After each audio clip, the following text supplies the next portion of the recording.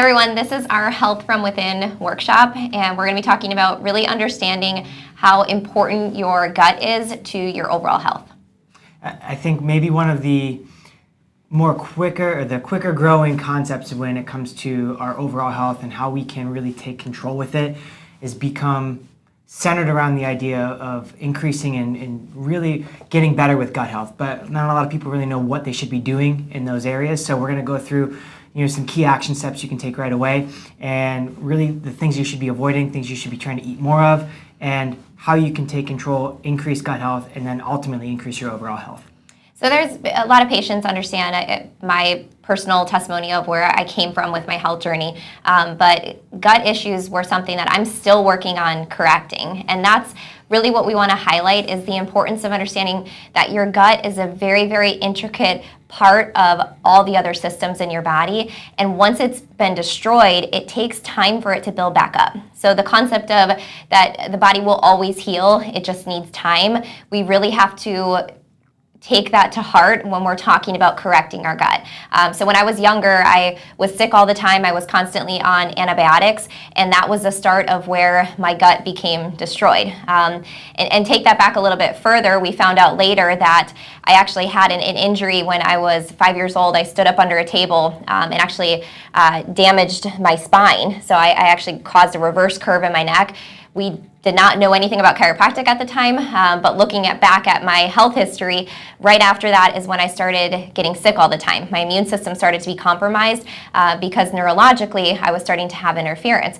Well, then the medical route, I got sick, so I would go to the doctor, they would give me antibiotics. I was on antibiotics probably every 3 months for years.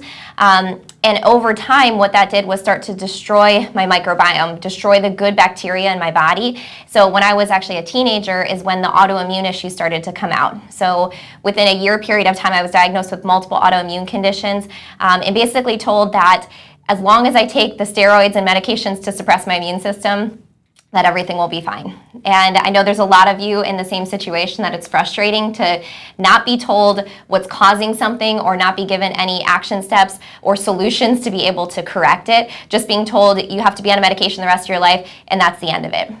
So I went through that period of frustration. My health continued to decline until I started undergrad.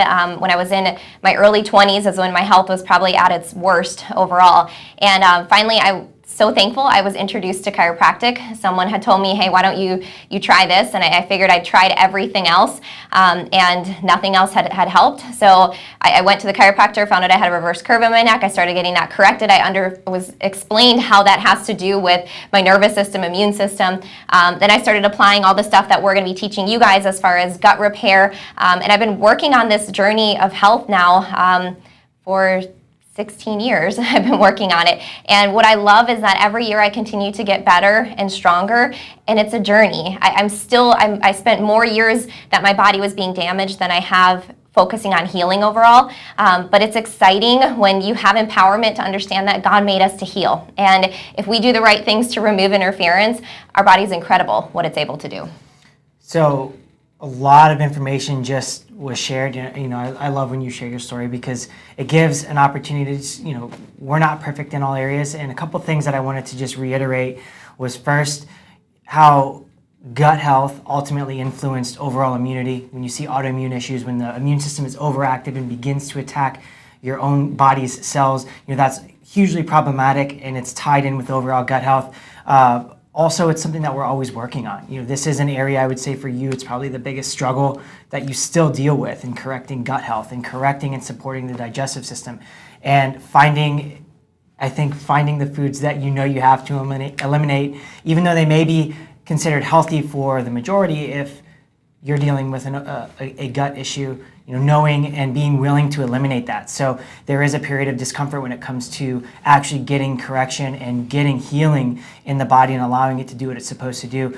And then also something you didn't really touch on is that your gut is what you pass down to our kids. So that's something that the things that we're working on with Dr. Aaron are the things that we work on with our own kids, because the microbiome that they have and that they were born with is the microbiome that they got handed down from mom. So if mom's dealing with issues, kids are likely going to be dealing with similar issues, and it's going to be something that you need to correct as a family. It's not a, you can't have cheese, so sucks to be you, we're all going to have it. It's something that when we eliminate that for you, we eliminate it for the family.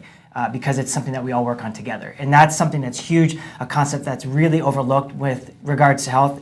When you work on your health individually, it's so much more impactful when you work on it with people that you love and people that you care about, people that will hold you accountable. So we're going to talk about that as well and go through some of those action steps. But I wanted to just circle back to a couple of things you talked about, and you know that even you guys watching, you're not in this alone. When you're going through healing, somebody in our office has gone through a similar journey or is going through it right along with you. So you absolutely have the power to get through it, for sure. So we look at, our mission is to look at empower individuals and families to reach their God-given potential by having an intentional focus on health. So that starts, right now the choices that you're making are going to determine what your future looks like. And when you think about the choices that I make right now are going to have an effect on my kids, my future grandkids. And when you think about the bigness of that, it really makes you understand the importance of valuing your health and making that a high value system in your family. So that's something that has really anchored on our hearts, that we teach our kids that we value our health, and our everyday actions and choices uphold that value. And a lot of times, we're very strict with what our kids eat, because right now I have control of what's going in their bodies. And I understand there's going to come a day when my kids are on their own and they're going to be making their own choices. And what I pray is that I do a great job as a mother, that we do a great job as parents to instill values and the importance of what we're teaching them to do. So when they get to the point to make their own decisions, we trust that they're going to make the right decisions. And that's what you do in every aspect with your kids. You teach them morals, you teach them to be good people, you teach them to not steal, to not hurt other people. You teach them these values, and then you pray that when they become adults and are on their own, that they uphold those values. And so I understand that I'm not always going to be able to control what my kids do, but right now I'm building their foundation. And so we make sure that we don't cave on things, because we need to uphold that value with our kids. Yeah, it's one of these concepts that when you take it out to an extreme, it makes it seem so silly. So like when we say, oh, we're just celebrating this, so I'm going to have cake and pizza and eat like crap and take away from my health because it's my birthday. That would be like saying, because it's your birthday, you can go to Best Buy, just steal anything you want. Because it's your birthday, the values that you have don't apply when it's your birthday.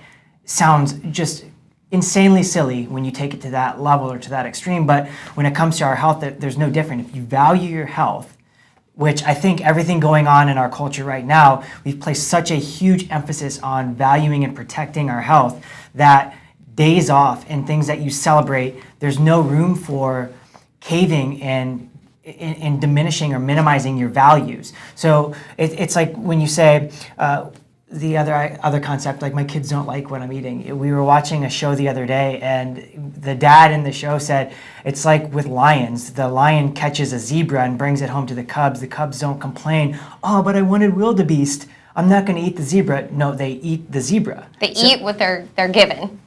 Our kids, from the moment that they could voice an opinion on what they want or what they wanted to eat, whether they prefer it or not, if that's not what we've decided that we're going to eat as a family, then they're not going to have the thing that they want. They're going to have the thing that they need, because we're the adults, we're the parents. So when we have parents that say, well, my kids don't really want to eat healthy, then maybe give them the opportunity to voice their opinion, but then ultimately it's on you to make the choice. So if there's no snacks in the house that are unhealthy, they can snack on whatever they want.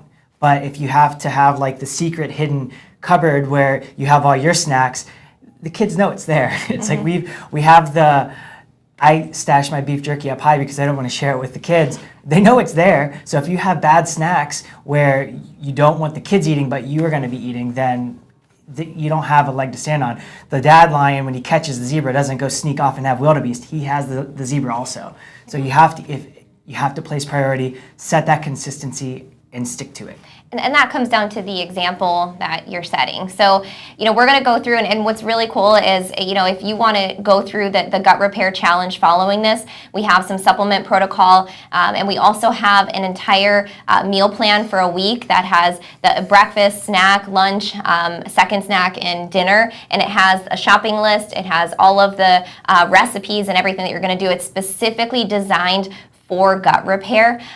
What's really exciting is if you're gonna go all in with this, yes, there is discomfort in change, but it's a good discomfort because you're moving towards something great. It's like when you start working out and you realize you're gonna be sore, that soreness, you're getting stronger. There's good things coming out of it. So, when we start to, cut out the processed foods and cut out the sugar, and we start changing our microbiome, you might have some of those cravings and withdrawals, but you focus on what you're moving towards, and you have to really anchor onto, if you want things to change for your own health and the example that you're setting for your kids, then we do this 100%.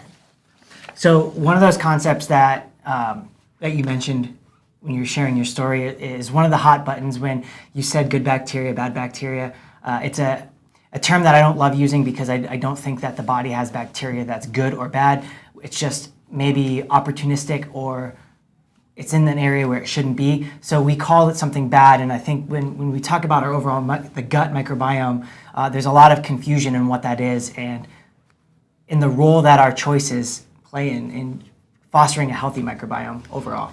So our microbiome is basically all the collection of bacteria in our body. And you start to develop the microbiome immediately when you're born. So a child going through the vaginal canal, they start to get all the bacteria colonized on their body. You start to get bacteria that protect your skin. You start to get bacteria that start your digestive tract to build that up. If you were to take all the bacteria in your body and put it together, it weighs about 3 pounds. So that's about the weight of your brain, which is crazy. That's why they call it, the gut is actually called the second brain, is actually what they term it as, because there's so many functions that are independent within your gut. You look at it, it's even crazier right now, our world, we're so afraid of germs. Like, I feel like the fear of germs is coming so high right now. But we actually have more non-human cells in our body than actual human cells. On a daily basis, we have more microbes in our body that are non-human than actually, they outnumber human cells. Yeah. And we would actually, our microbiome, it's an organ that we would die without. So it's just as important as your heart. You can't live without your heart. If you got rid of all of the microbes in your body, you couldn't live any longer. That's how important it is. And so we look at, right from birth, when we have C-sections, we start to interfere with the microbiome development. So that interferes with it, antibiotic use. And when you use antibiotics, it's like a nuclear bomb going off. It destroys all the bacteria.